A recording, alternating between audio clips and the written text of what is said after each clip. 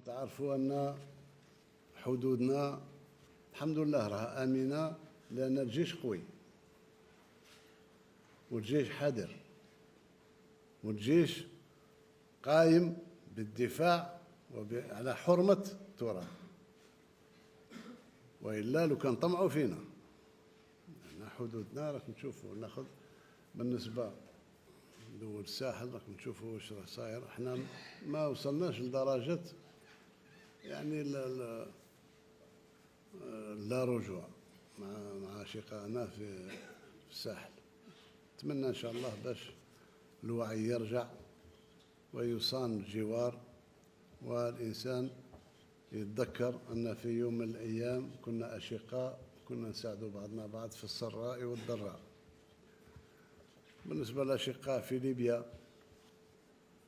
يعني احنا تقريبا احنا ما ندخلوا لهم في أمورهم الداخلية، وما عندناش أطماع في ليبيا.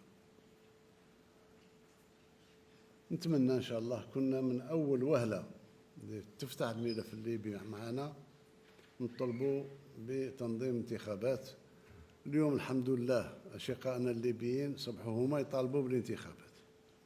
إذن إذا كان عرفنا مع أشقائنا كيفاش تتنظم هذه الانتخابات، كيفاش نساعدوهم في تنظيم الانتخابات، ممكن يكون فيه النجاة بالنسبة لليبيا، وإعادة لحمة الليبيين في بعضهم بعض، والوحدة الوطنية الليبية، وترجع ليبيا للصف المغاربي والصف الإفريقي والصف العربي.